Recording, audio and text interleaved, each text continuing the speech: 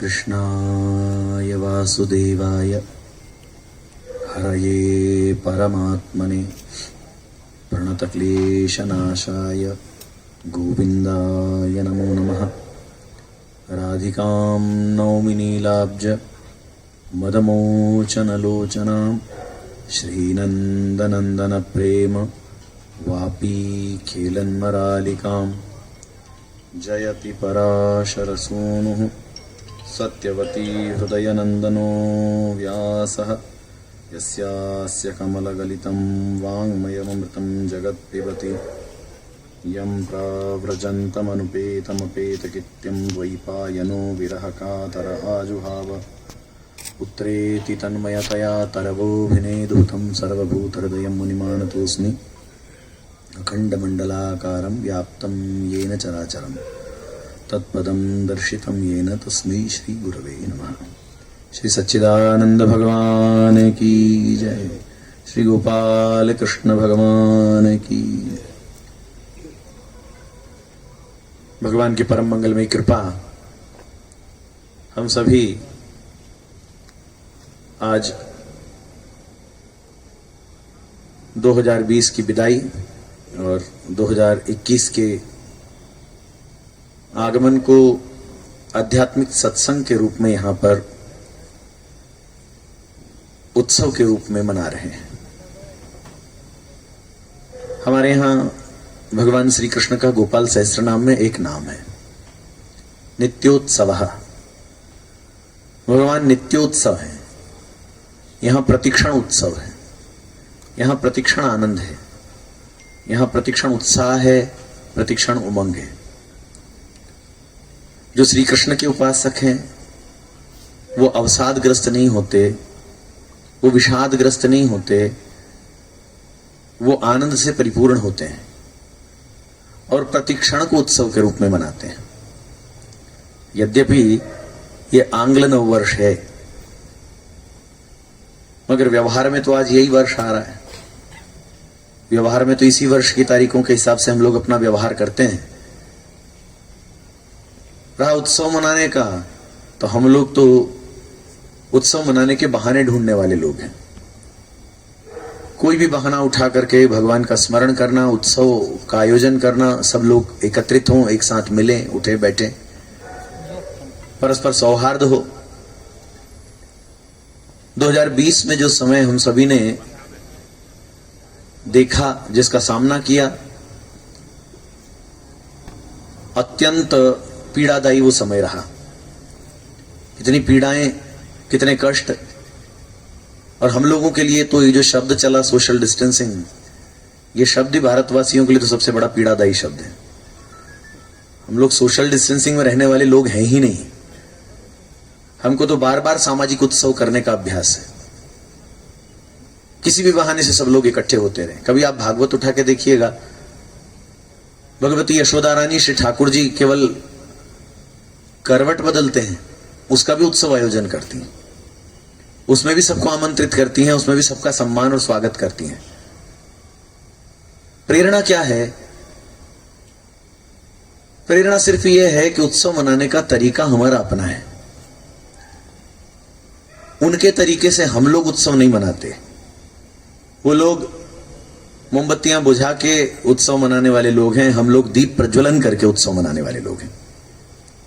वो लोग मदिरा पी के उत्सव मनाने वाले लोग हैं, हम लोग ठाकुर जी का चरणामृत आचमन करके उत्सव मनाने वाले लोग हैं। उत्सव तो हम धूम धड़ाके से मनाएंगे, आनंद के साथ मनाएंगे, तरीका हमारा अपना हो।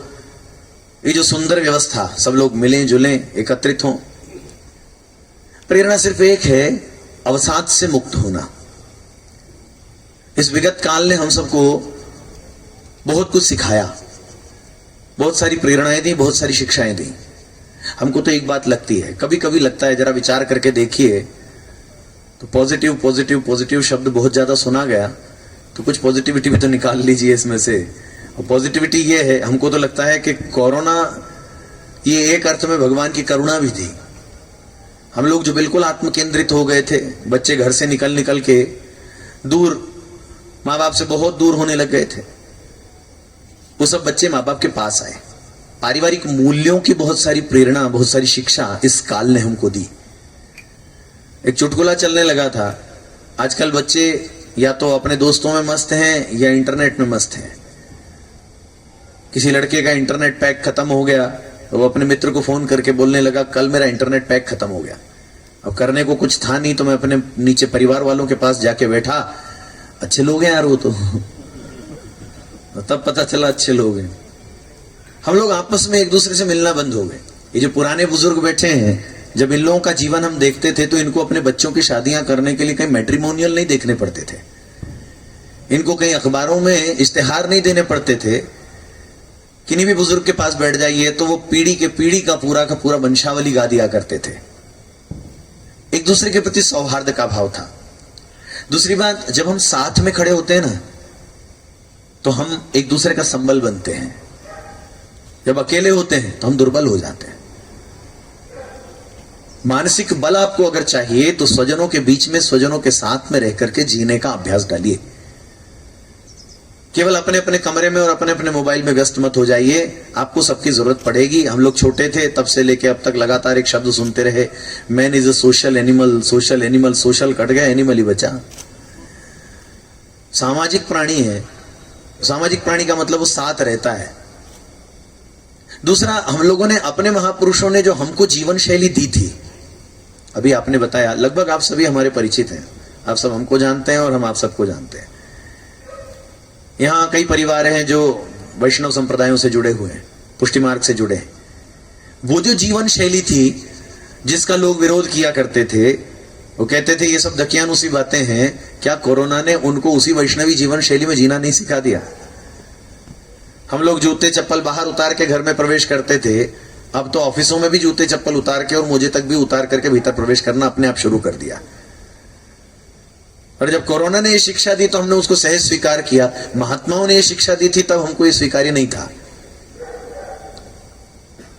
भोजन की शुद्धि, आहार की पवित्रता, इसको लेकर के भी हम लोग बहुत बातें करने लगे, इससे क्या होता है, इससे क्या होगा। इस काल ने हमको आहार की शुद्धि का भी अपने आप प्रेरणा दे दी। 10-10 बार माताओं को, पुराना जो वैष्णव संप्रदायों से जुड़े हुए हैं, उनको आदत है थोड़ी थोड़ी देर में नल के नीचे हाथ जाएगा, थोड़ी थोड़ी देर में नल के नीचे हाथ जाएगा, बार बार हाथ धोएंगे, बार बार हाथ धोएंगे। ये अभ्यास रहता है। लोग हंसते थे, क्या बार बार हाथ धोते हो? चलो पानी से धोते थे, दारू से तो नहीं धोते थे। अब तो लोगों ने अल्कोहल से हाथ धोए हैं सैनिटाइज करने के नाम पे। हमको तो लगता है कोरोना क्या थी, ये तो करुणा थी। दूसरा, इसमें भगवान की कृपा का आपको कहीं दर्शन हुआ? हमने बड़ी बारीकी से देखा, जब ये काल आरंभ हुआ था तो सबको लगा था क्या होगा, सब्जी दाल नहीं मिलेगी, खाने के सांसे पड़ जाएंगे।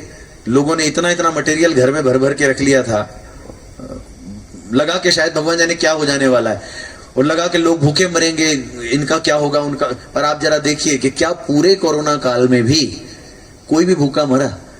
हम जहां उज्जैन में कुटिया में रहते हैं, हमारे पास में एक व्यक्ति रहते हैं, उन्होंने बड़ी अच्छी बात कही। बोले, महाराज जी, जिसके मोबाइल स्टेटस पे देखो, किसी दिन कोई गुलाब जामुन के फोटो खींच के डाल रहा है, किसी दिन कोई फलानी रेसिपी बना रहा है, वो खींच के डाल रहा है।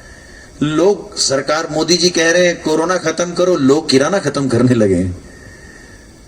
जम के हम सभी ने आनंद लिया। और इसमें विशेष बात ये रही, जो देखने में आई, हम घूम रहे हैं लगातार, जो बच्चे केवल बाहर की दुनिया को ही अच्छा मानते थे, उनमें से कई सारे, हम ज्यादा नहीं भी कहेंगे तो भी 25%, 30%, कई बच्चे जो बाहर थे वो छोड़ करके घर आ गए और उन्होंने कहा कि नहीं, अब अपने परिजनों के साथ में रहना है, इनको छोड़ करके दूर नहीं जाना। इस काल ने हमको निकट ले आया। ये काल हमको परस्पर एक दूसरे से मिला दिया। कई लोगों ने इस समय का बहुत लाभ उठाया। कई लोग हमको फोन करके पूछते थे, महाराज जी, इस समय में हम क्या करें, हमारा जीवन मंगलमय बने। तो जिन लोगों ने कभी सदग्रंथ नहीं उठाए थे, उन बच्चों ने सदग्रंथ पढ़े। कईयों ने गीता जी का पाठ किया, गीता जी से परिचित हुए और थोड़ा गहरे में उतरे तो उनको यह पता चला कि जीवन के बहुमूल्य रहस्य हमारे इन सदग्रंथों में, सत्शास्त्रों में भरे पड़े। अगर हम इनको पढ़ करके अपने जीवन का स्वरूप बनाएं। एक बात ध्यान दीजिएगा, जीवन का स्वरूप कैसा बनाना है ये आप पर निर्भर करता है। न परिस्थितियां जीवन बनाती हैं, न प्रसंग जीवन बनाते हैं। आपकी मनस्थिति आपके जीवन को आकार देती है। अंतःकरण सकारात्मकता से भरा रहे और प्रतिकूलताओं में भी हम अवसर तलाश लें प्रतिकूलताओं में भी हमको लोक कल्याण के लिए, विश्व मंगल के लिए, आत्म कल्याण के लिए हम उसमें कोई ना कोई मार्ग निकाल लें। आप देखिएगा, समस्या चाहे जितनी भी बड़ी हो ना, रास्ता निकल ही आता है। यह बहुत विशेष बात है। एक संत बहुत अच्छी बात कहते थे, भगवान ने वो समस्या बनाई ही नहीं है जिस समस्या को बनाने से पहले उस समस्या का समाधान नहीं बना दिया है। जो भी समस्या आती है सामने, उसके पहले उसका समाधान सुनिश्चित हो चुका होता है। इसलिए घबराने की बात नहीं है। तटस्थ रह करके, शांत रह करके, गंभीर रह करके, मगर हम लोगों का जो जीवन शैली है वो ऐसी हो गई है कि हम शांत रहना, गंभीर रहना, तटस्थ रहना ये भूल गए हैं। हम लोग बाहरी तल पे बहुत जीवन जीने लग गए हैं। आंतरिक, बाह्य जीवन मंगलमय बने ये बहुत महत्वपूर्ण है, पर उसके साथ ज्यादा महत्वपूर्ण है आपका आंतरिक जीवन मंगलमय बने। जैसा आंतरिक जीवन होगा, जैसे विचार होंगे, जैसे संकल्प होंगे, जैसा विवेक आपको प्राप्त होगा, उसके अनुसार आपका बाह्य जीवन निश्चित रूप से महान बनेगा, श्रेष्ठतम बनेगा। दूसरा, हमने अपने सामने कई लोगों को, अपने स्वजनों को, अपने प्रियजनों को बैठे बैठे सिधारते भी देखा। ये जो दौड़ है, हर व्यक्ति ये चाहता है अधिक से अधिक धन का संग्रह किया जाए, अधिक से अधिक सामर्थ्यों का संग्रह किया जाए, अधिक से अधिक उपभोग सामग्री का संग्रह किया जाए। संग्रह संग्रह संग्रह करने में हम लोग, वो ढेर करने में पूरा जीवन हम व्यतीत कर देते हैं, पर उस संग्रह का हमने लाभ कब लिया, उसका हमने आनंद कब उठाया, उसका सदुपयोग कब किया, उसका विनियोग कब किया। एक बात है, आपके प्रारब्ध में, आपकी किस्मत में जो होगा, आपको उस दिशा में अपने आप खींच कर ले जाया जाएगा, आपसे वो काम करवाया जाएगा, आपके सामने वो मार्ग खोल दिए जाएंगे। हम लोग रोज जीवन में देखते हैं। एक उज्जैन में डॉक्टर साहब हैं, डॉक्टर वासवानी, बहुत प्रसिद्ध चिकित्सक रहे और स्वामी श्री परमानंद जी महर्षि के शिष्य हैं। वेदांत का चिंतन उन्होंने बहुत पर्याप्त किया है। हमारे पास आए तो उन्होंने एक बात पूछी थी और हमको वो बहुत, उसका जवाब जो निकल के आया वो और ज्यादा अच्छा लगा, हमारे भीतर से ही निकला भगवती प्रेरणा से। उन्होंने हमसे पूछा था, भगवान के प्रति विश्वास दृढ़ कैसे हो। अब ये प्रश्न अगर सामने रखा जाए तो इसका समाधान क्या निकालेंगे? क्या पुस्तकें पढ़ने से विश्वास दृढ़ होता है? क्या बहुत अधिक किसी के लेक्चर सुन लेने से विश्वास दृढ़ होता है? ये सब सहायक अंग हैं, मगर विश्वास दृढ़ होने के लिए आपको प्रतिदिन प्रतिक्षण जीवन में घटने वाली घटनाओं को भगवान की कृपा के साथ जोड़ना शुरू करना पड़ेगा। जो भी घटना घट रही है उसमें भगवान की कृपा शक्ति काम करती है। कृपा की ना होती जो आदत तुम्हारी, तो सुनी ही रहती अदालत तुम्हारी। भगवान करुणा करने के अलावा और कुछ नहीं करना जानते हैं। जो कुछ हो रहा है उनकी करुणा है। जब जब समस्याएं सामने आती हैं, हम उन समस्याओं से उबर करके बाहर आते हैं तो मजबूत बनते हैं। जो रेस होती है ना, दौड़ होती है, उसमें हर्डल्स लगाए जाते हैं। कोई छोटा हर्डल होता है, जब उसको लांग करके पार करे तो उसके बाद थोड़ा बड़ा हर्डल, उसके बाद थोड़ा बड़ा हर्डल, ये सब होते हैं।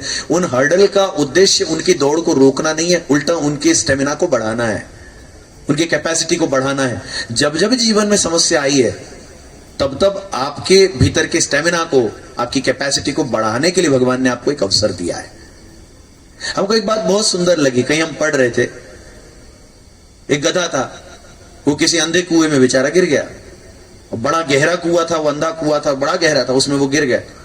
गांव के लोग इकट्ठे हो गए और सबने मिलकर के उसमें झांकना, वो इतना हल्ला मचाने लगा, चिल्लाने लगा, वो गधा, सब इकट्ठे हुए, क्या हो गया? देखा उसमें कोई गधा गिर पड़ा है। तो लोग ठहरे, लोगों ने थोड़ी कोशिश की, रस्सी बस्सी फेंकी, जब उसको बचा नहीं पाए तो लोगों ने सोचा कि अब ये मर तो रही है, तो चलो इतना तो कम से कम पुण्य का काम करें कि इसकी समाधि बना दें। वो मिट्टी खोद खोद के डालना शुरू कर दिया।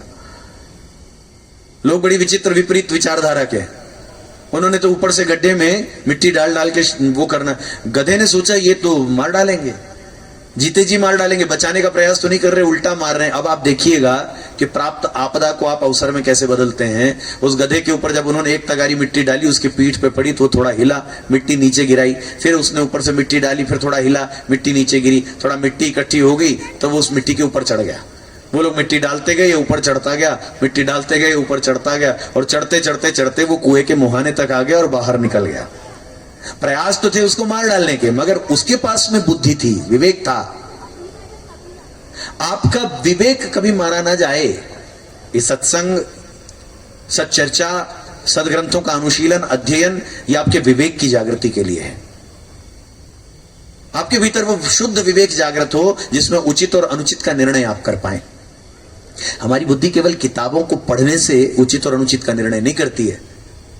जीवन में जब हम प्रायोगिक रूप में हम उन समस्याओं का सामना कर रहे होते हैं, तब हमारे भीतर विवेक आता है।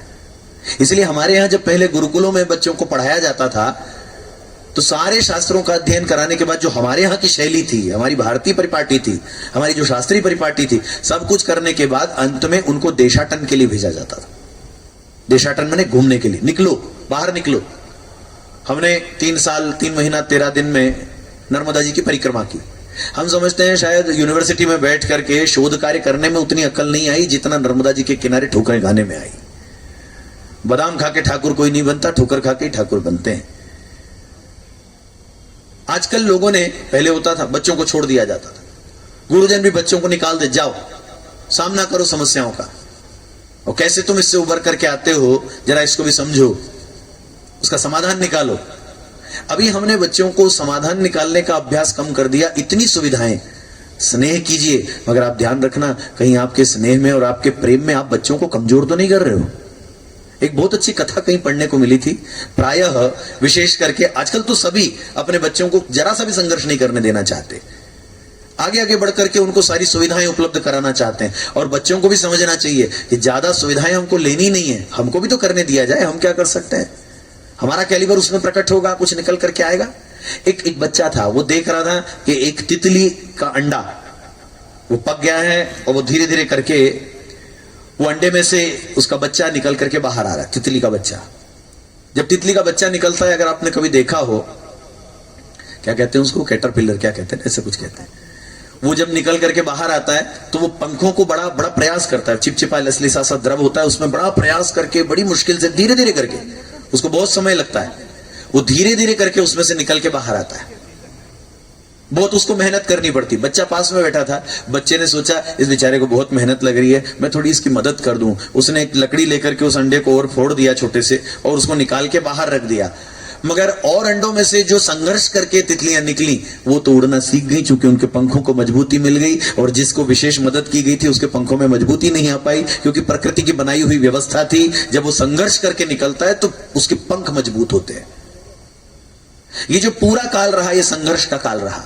और दूसरी बात बताएं, ये तो सामान्य व्यवहार की बात है, पर आध्यात्मिक दृष्टि से देखिए, अगर आप भगवान में विश्वास करते हैं तो उस दृष्टि से देखिए। हमारे महाराज श्री एक बात हमको हमेशा कहा करते थे, और आज भी याद आती, जब हम बहुत छोटे थे, महाराज जी कहते थे, देखो, हमने कहा था महाराज जी जीवन में संघर्ष तो बहुत है, छोटे थे बोल गए, तो महाराज श्री बोले, देखो जो भगवत भक्त है, जो भगवत विश्वासु है, जो भगवत प्रेमी है, उसके जीवन में संघर्ष नाम की कोई वस्तु ही नहीं है।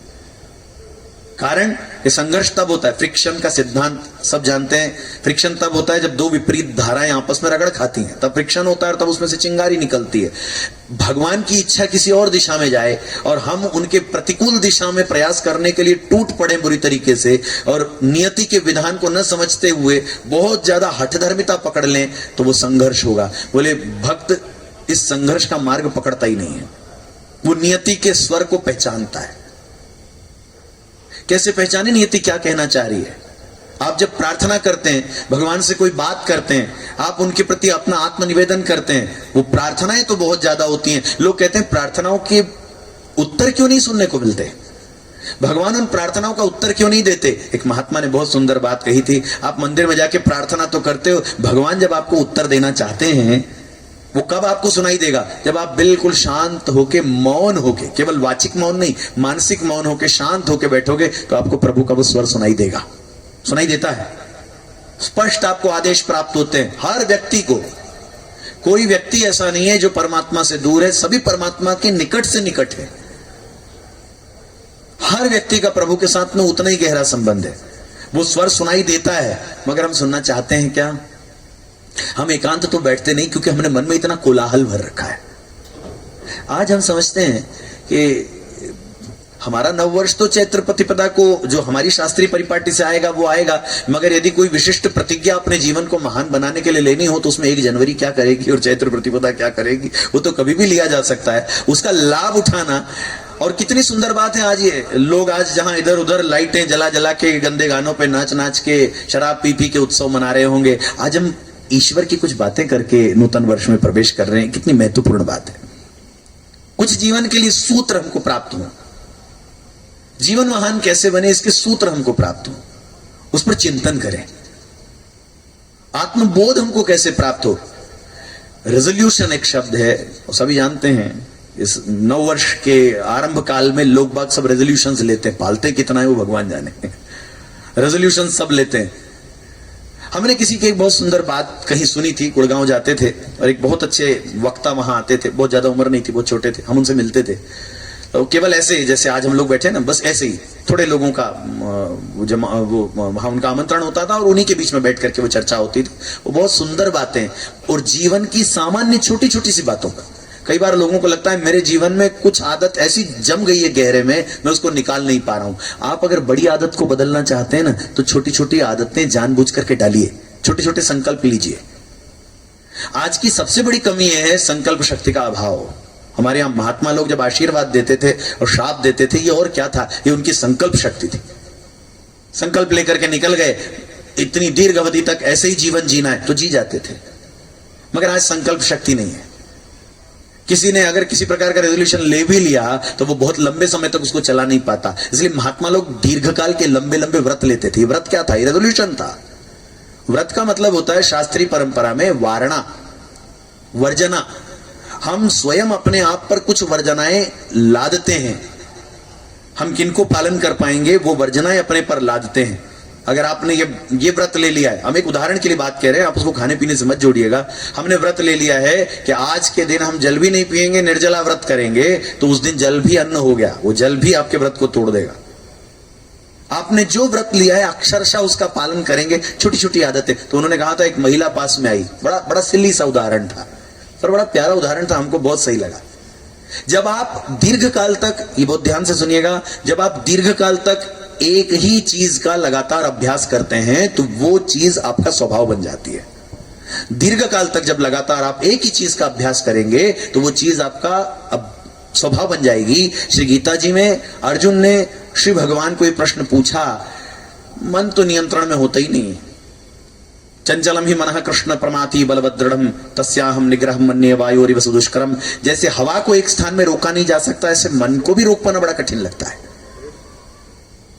तो मन इतना कठिन है और आप जितने बार उपदेश दे रहे हो ये सारे मन के द्वारा ही तो होने, तो आखिर कैसे किया जाए? उन्होंने एक बात कही थी, मन को नियंत्रित करने का केवल एक तरीका है, अभ्यास, निरंतर अभ्यास, बार बार अभ्यास, उसी चीज को बार बार दोहराइए। तो गुड़गांव में उन्होंने एक बड़ी प्यारी बात कही थी। उन्होंने कहा कि एक महिला मेरे पास में आई और उसने आके कहा, मैं जल्दी उठना चाहती हूं सुबह। आजकल तो अधिकांश लोग ऐसे हैं जो सब सूर्यमुखी हैं।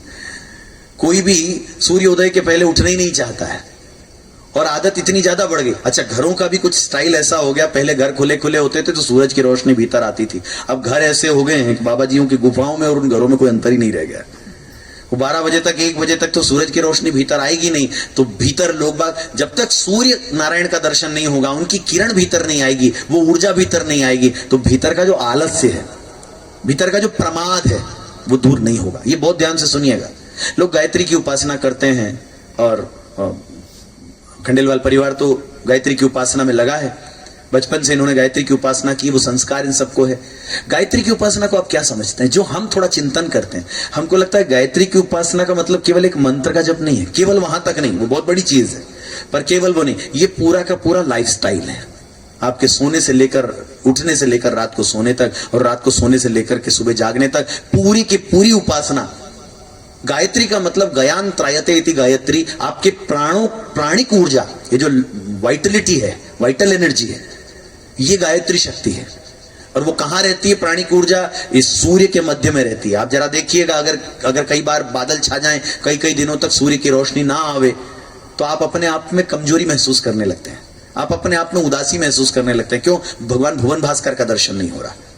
सूर्य की रश्मि, इसके माध्यम से वो वाइटल एनर्जी आपको प्राप्त होती है। इसलिए हमारे यहां सबसे पहले सुबह उठ करके अधिक से अधिक उस प्राणिक ऊर्जा के संग्रह का संदेश हमारे ग्रंथों ने दिया था। ये प्राणायाम, उस वायु में, प्राण वायु में जो उपस्थित प्राणिक ऊर्जा है वो फैली हुई है। अलग अलग जगहों से आपको उसको संकलन करना है और अपने को भर लेना है। आहार में वो भरी हुई है। आहार शुद्धौ सत्व शुद्धि ही, सत्व शुद्धौ ध्रुवा स्मृति ही। जब आहार शुद्ध होगा तो स्मृति ध्रुव बनेगी, चित्त शुद्ध बनेगा, और चित्त शुद्ध होगा तो आपके विचार, आपकी संकल्पनाएं ये सब महान होंगी, श्रेष्ठ होंगी। चित्त शुद्ध नहीं होगा तो आप किताबें पढ़ लीजिए, कितना क्लबों में बैठ लीजिए, कितना बहुत बड़ी बड़े सेमिनार्स में बैठ करके वो सब कर लीजिए, जब तक चित्त शुद्ध नहीं होगा ना तब तक वो सब किसी लाभ का नहीं है। आपको संग्रह करना है प्राणिक ऊर्जा का। भगवान भुवन भास्कर सुबह उदय होते हैं, सूर्य नमस्कार के रूप में आप उस सूर्य की ऊर्जा को अपने भीतर उतारते हैं। आप प्राणायाम करते हैं, वायु में व्याप्त उस प्राणिक ऊर्जा को आप अपने भीतर उतारते हैं। आप सात्विक शुद्ध निर्मल आहार ग्रहण करते हैं, आप आहार के माध्यम से उस प्राणिक ऊर्जा को अपने भीतर उतारते हैं। और फिर आप जब गायत्री मंत्र का जप करते हैं, उसमें भी यही संदेश। हमारे यहां नियम नहीं है इसलिए हम उसको मुंह से बोलेंगे नहीं, क्योंकि उसको हमको प्रकट में वो नहीं कहना है, पर उसका भावार्थ आप सब जानते हैं। सवित्र मंडल मध्यवर्ती, जो सविता मंडल है, सूर्य मंडल है, उसके मध्यवर्ती गायत्री की कल्पना हमारे यहां सूर्य मंडल के उस औरा, उस प्रकाश वर्तुल के मध्य में की गई है। मध्य में गायत्री विराजमान है। ये गायत्री प्राणिक ऊर्जा है, उसको हम ग्रहण करते हैं। आजकल की स्थिति ऐसी हो गई है तो हम ये कहते हैं कि 2021 में हम अपने जीवन को 21वां बनाना चाहते हैं, अगर श्रेष्ठ बनाना चाहते हैं तो एक छोटा सा संकल्प ये ना ले लें कि भगवान भुवन भास्कर जगेंगे उसके पहले हम जगेंगे, बस इतना ही ले लें। अरे महाराज जी ये बड़ा कठिन काम है, ये नहीं संभव है। सूर्योदय के पहले हम नहीं उठ सकते, सूर्य का स्वागत हम नहीं कर सकते, तो सूर्य हमारा कर ले तो कर ले। आपके चेहरे में तेज तब आएगा, आपकी वाणी में ओज तब आएगा, आपकी क्रियाओं में ओजस्विता तब आएगी जब आप अपने जीवन को सात्विक, निर्मल और प्राणिक ऊर्जा से भरकर बनाएंगे। लोग आजकल वाइटल एनर्जी के लिए कुछ टेबलेट्स खाते हैं। क्या एक छोटी सी टेबलेट खा के कोई वाइटल एनर्जी आ सकती है? क्या प्राणिक ऊर्जा आ सकती है? ये तो समग्र जीवन शैली इस कदर हम लोगों ने बिगाड़ ली है और जानते हैं कि सब गलत है। हमको अभी हम मनावर से कथा कह के आ रहे हैं, कल कथा का विश्राम हुआ, हम जब वहां बैठे तो किसी ने कहा महाराज जी लोगों को बताइए, आजकल लोग नशे के बड़े आदी हो गए हैं, इतना नशा करने लग गए हैं, आप इनको बताइए कि नशे के क्या क्या हानि है। हम क्या किन को बताएं? इन युवकों को, इन लड़कों को जो हमसे ज्यादा जानते हैं, उनके सबके हाथ में मोबाइल रखे हुए हैं, इंटरनेट खोल खोल के ज्यादा चीजें तो ये बता देंगे। जो आदमी सोया हुआ है उसको जगा दोगे हिला करके, पर जो सोने का नाटक करे उसको कैसे जगाओगे? अगर आप अपना अहित करने के लिए खुद ही तुल गए हैं, आज की स्थिति यही है, हम अपना अहित करने पे खुद तुले हुए हैं। ज्ञान की कमी थोड़ी है, जिसको माइक पकड़ा दो वही 2-4 घंटे नहीं छोड़ेगा।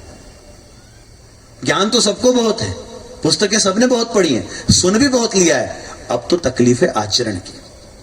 आपको एक छोटा सा रामायण का प्रसंग सुनाते हैं। जब राम रावण युद्ध होने लगा, रावण ने जब देखा कि अब मेरी हौसला, मेरा पस्त हो रहा है, तो उसने कुंभकर्ण को जगाया। आप सब जानते हैं प्रसंग।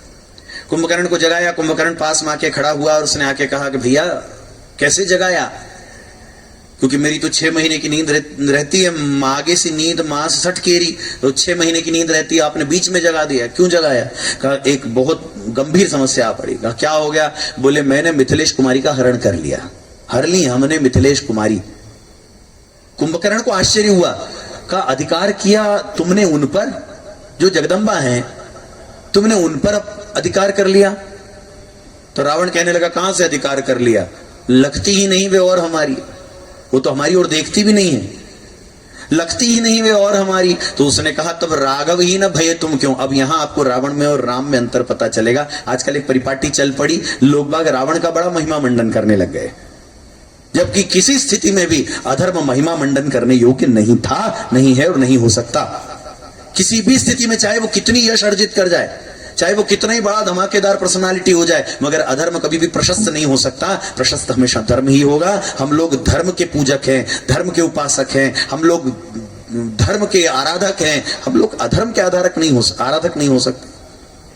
कुंभकर्ण ने कहा अधिकार किया तुमने उन पर। रावण बोला कहां से, लगती ही नहीं वे और हमारी। तो कुंभकर्ण ने कहा तुम राघव ही न भये तुम क्यों, तुम राम रूप क्यों न बन गए? तब रावण ने जो बात कही, भैया तुम तो इच्छानुसार स्वरूप धारण करने वाले हो, तो तुम इच्छा के हिसाब से राम का स्वरूप बना लेते, और स्वरूप बना के अगर सीता को भोगना ही चाहते थे तो तुम राम रूप बनाकर वहां पहुंच जाते। रावण ने एक बात कही, बोले जब किसी का स्वरूप धारण करना होता है, हम इच्छा अनुसार स्वरूप धारण करने वालों को, तो उसके स्वरूप का आंख बंद करके चिंतन करना पड़ता है। आंख बंद करके मुझे राम का चिंतन करना पड़ता था। और जब आंख बंद करके मैं राम का चिंतन करता था तो मेरे भीतर यह घटना घटती थी कि तब राघव ही न भय तुम क्यों, बोले उसमें हमको भय भीषण भारी, उसमें हमको बड़ा भीषण है। क्यों? बोले जब राघव रूप लगा बनने तब मातु समान लगी सब नारी। ये राम है। कितनी महत्वपूर्ण बात है। आप वाल्मीकि रामायण जरा उठा करके देखो, बहुत मौज आएगी। एक ग्रंथ पढ़ने के लिए है। शास्त्र मानवों पर शासन करने के लिए है। हमने शास्त्रों का अनुशीलन बंद कर दिया, हमने शास्त्रों को देखना बंद कर लिया। आज फैशन चला किसी विदेशी लेखक की पुस्तकों को लाइब्रेरी में जमाना।